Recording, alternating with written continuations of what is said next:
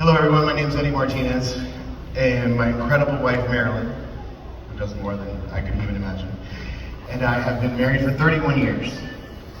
In that time, we have been blessed with 4 amazing children, one in a big family, and boy, girl, girl, boy, got it. As they grew up and their personalities developed, we quickly realized that each one of our children was completely different. Maxwell immersed himself in gaming and developed his amazing gift for storytelling. Caitlin's light shine in her happy attitude, sense of humor, and compassion for others. Lauren had an infectious joy and gift for making friends with everyone else. And our baby Jagger, loving, caring, quiet, and an endearing nature. Unlike his siblings, though, Maxwell struggled with schoolwork, with friends, with teachers who misunderstood him and his wild imagination. In elementary school, we were called to a counseling meeting where Maxwell was convinced he was born a tiger. The rest of us were a dragon, snake, rat, and whatever else. We laughed, immediately laughed, and simply explained he was just referring to the Chinese New Year's placement that we had just memorized. He was convinced he was right and he was not going to let anybody tell him otherwise. Back then, doctors, teachers attributed his behaviors and quirks to the acronym of the moment, ADD, ADHD, ABC, and so on. At 13, Maxwell was finally diagnosed with autism. I'll never forget the moment that the neurologist, Dr. Butler, very simply turned to us and said, "Have you ever heard of Asperger's? You'll do your research, but I think that's what he has." At the time, research was mostly on the form of a paper brochure.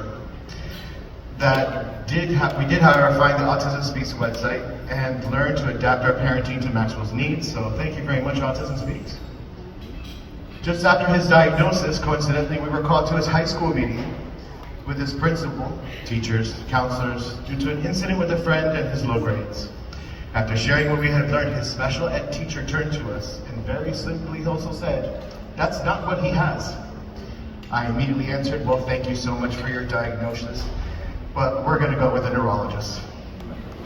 Subsequently, Maxwell was left the school and was asked to leave, and I'll take the blame. In looking for another school, we had only one school that seemed like where Maxwell belonged. It was a schoolhouse preparatory with Dr. Gigi DeVillers, who tailored his education to meet his specific needs and surrounded him with he or she affectionately called her wolf pack. Thank you, Dr. Gigi.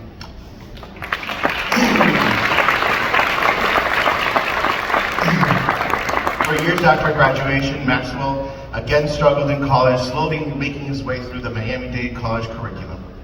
We again turned to Dr. Gigi for advice, and she's always been a phone call away, and discussed the lack of programs and researches for adults with autism. That's when I realized I needed to do something more.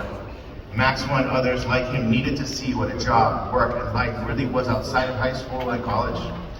I invited Dr. Gigi and her Raise Me Up Foundation to join me, and together we launched summerofsuccess.org, the first of its kind program aiming to demystify jobs for adults with autism while demystifying autism for the employers. Maxwell and his Summer of Success World Pack would sharpen their job skills with a team from Jackson Health Systems and experience an in-depth inner workings of local businesses. They also took door-to-door, position-by-position job tour of NBC6 Miramar Studios, Zoo Miami, the Four Seasons, and we even partnered with Burger King Corporation to show the group what it's like to work at Burger King and how to serve up a Whopper. They enjoyed that one. And during planning for Summer Success, and in a chance meeting with Commissioner Regalado, she mentioned Maxwell might be the right candidate for a groundbreaking program that with accommodations for adults with autism at Miami-Dade College called the Kendall Learning Academy, which most importantly included internships for graduation, after graduation. Sign us up, and thank you, Raquel Regalado.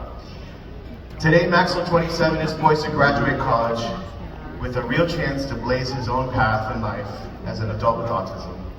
As you've heard, it's taken a lot of people helping us along the way to raise Max, and we sincerely thank them all. But it's going to also take the understanding and patience of employers to help Maxwell and other adults with autism thrive and succeed. Lastly, I want to thank one more person, and that's Maxwell. You've brought an incredible amount of joy, happiness to our lives. Your struggles and your challenges have shaped you and our family.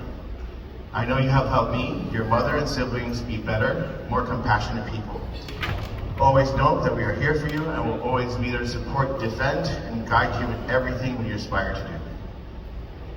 And with that, ladies and gentlemen, I am pleased to introduce my son, Maxwell Jonah.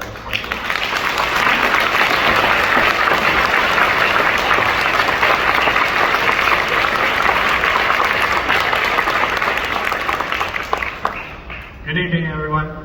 I'd like to thank Jeffrey and Jenny Binder and Autism Speaks for allowing me to voice my experiences, and I would like to thank my parents and siblings and teachers for supporting me. My name is Maxwell Martinez, and I want to talk to you about my experiences growing up with autism. It's been filled with many challenges. From a young age, I've always felt like I was somewhere in between. While I'm considered high functioning, I haven't always related to others on the autism spectrum or others with autism. It wasn't until middle school until I realized that I was different when someone pointed it out to me. Middle school was tough. I struggled to make friends, often misinterpreting social cues and feeling misunderstood. However, I found comfort in an online gaming community where I felt accepted. Moving to a new school brought new opportunities. In high school, I found people who understood me and shared similar experiences. Now in college, I'm part of a program that prepares individuals like me for the workforce by teaching skills like SQL, Power BI, and data analytics, which I'm finding quite fun. Outside of my school activities, I enjoy gaming and analyzing stocks. These hobbies provide me with enjoyment and fun learning about it. Being on the autism spectrum is just one aspect of who I am. While it's presented its challenges, it hasn't defined me. Through perseverance and support, I found my place in the world, and thank you for listening to my story.